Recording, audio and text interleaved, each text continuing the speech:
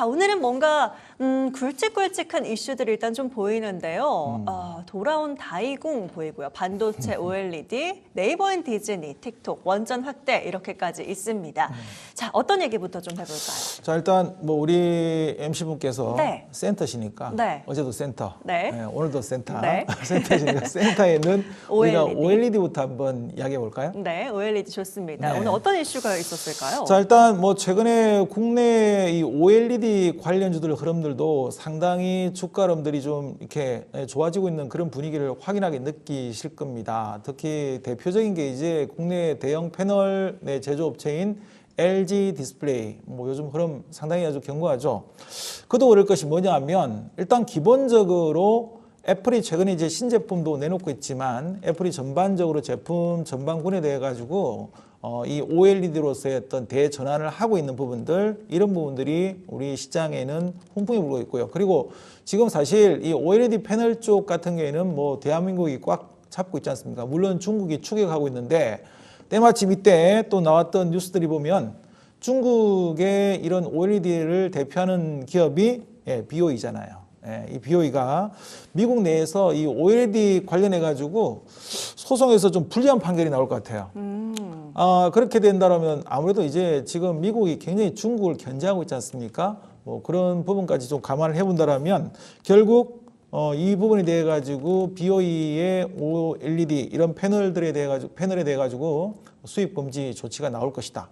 그러면 당연히 우리 국내 뭐 삼성 디스플레이라든지 LG 디스플레이가 수혜를 볼 것이고, 여기에 딸려 있는 우리 국내 이제 OLED 관련주들 있죠. 뭐 장비, 소재 등등이 있는데, 뭐 장비 쪽에서 본다면 대표적으로 우리가 정착이나 식각 장비 쪽에서 뭐 많은 종목들 있을 겁니다. 대표적으로 뭐 원익 IPS 같은 기업 잘 아실 거고요.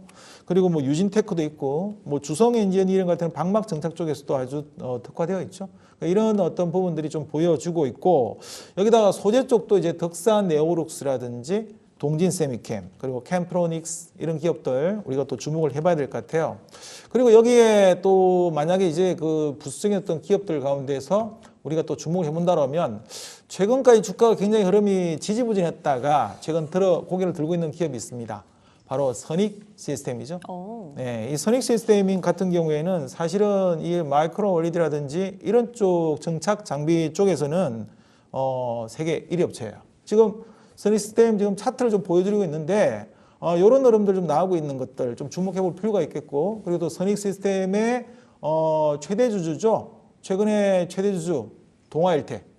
이 동아일텍의 주가 흐름도 덩달아서 좋아지고 있는 흐름들, 우리가 이렇게 이런 종목들 한번 주목해보자라는 의미에서 한번 우리 OLED 오늘 이슈도 좀 나왔기 때문에 이 부분 한번 보자고 말씀드렸습니다.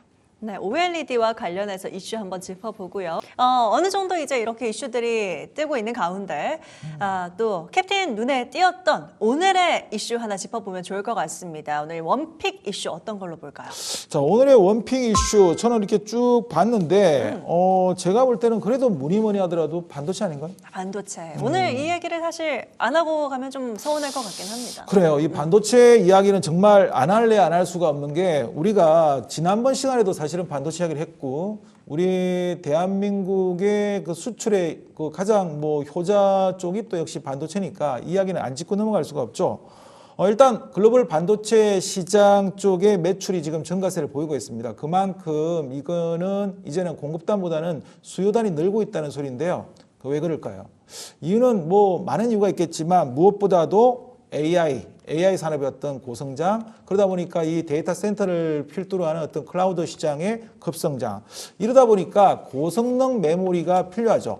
그동안은 이런 HBM이 이런 고성능 메모리 시장 쪽을 거의 주도했다라고 하면, 지금은 이제 또 이제 DDR5라든지 앞서 제가 말씀드린 CXL 시장이 이제 본격화 된단 말이죠. 그러면 이런 부분들까지 감안한다면 우리 국내 반도체 전반적인 산업에 이제 본격적인 훈풍이 계속 불어올 것이다, 이렇게 생각을 좀 하고 있습니다. 물론 미중 간의 갈등의 틈바구니 내에서 우리가 또 겪어야 될 여러 가지 몇 가지 요인들이 있겠지만, 그래도 반도체 하면 또 대한민국 아니겠습니까? 그래서 이런 부분들이 좀 우리한테는 굉장히 중요한 어떤 재료라고 좀 생각이 되고요.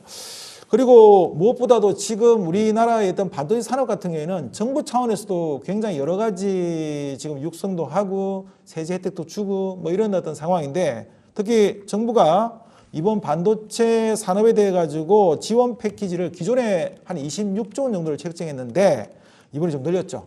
33조 원. 제가 제일 좋아하는 숫자입니다. 삼삼하지 않습니까? 그래서 이 33조 원 수준까지 확대 나가겠다. 그리고 국가 전략 대상, 산업 대상으로 하는 340억 달러. 이게 우리 돈으로 하니까 약 한 50조 원 되네요. 이 정도 규모의 정책 펀드를 조성할 그런 계획까지 내놓고 있는 그런 상황입니다. 더군다나 최근에 또 역시 반도체 수출이 3개월 연속 상승을 보이고 있고 8개월 달은 8월 기준으로 해가지고 뭐 가장 사상 최대 그런 어떤 매출을 수출 실적을 기록을 하고 있다라는 측면을 본다면 우리 반도체 앞으로 계속 주목을 할 수밖에 없다 이런 관점에 좀 말씀을 드리고요. 저는 이렇게 이야기 드릴게요. 여러분들의 어떤 그 핵심 포트에서 지금 시장이 우리나라 시장이 앞으로 코스피가 3,800을 넘어가고 또 4,000을 가고 저 개인적으로는 올해 코스피 시장이 4,000을 연말까지 돌파할 수 있다고 봅니다. 오호. 저는 너무 긍정적으로 보나요? 충분히 가능성이 있다고 생각하고요. 우리 시장의 어떤 그런 구조적으로 보면은 좀 이렇게 삼성전자나 SK하이닉스 같은 대형 반도체 주가들이 움직임을 주기 시작한다면 지수 자체가 굉장히 탄력을 보이고 중간에 시험시험 할 때 그 밑에 있는 중소 어떤 우리 반도체 소부장 기업들이 또 주가에 따라오는 그런 흐름들이기 때문에 반드시 우리 시장님께서는 여러분들의 어떤 포트폴리오에 반도체 관련 쪽도 뭐 어느 정도 부분 자체는 비중을 꼭 채우고 가야 된다. 그 말씀을 드리고 싶어요. 네, 반도체 관련한 이슈 원픽으로 오늘 꼽아주셨고요. 오늘 또 핫했던 이슈로 정리를 한번 해봤습니다.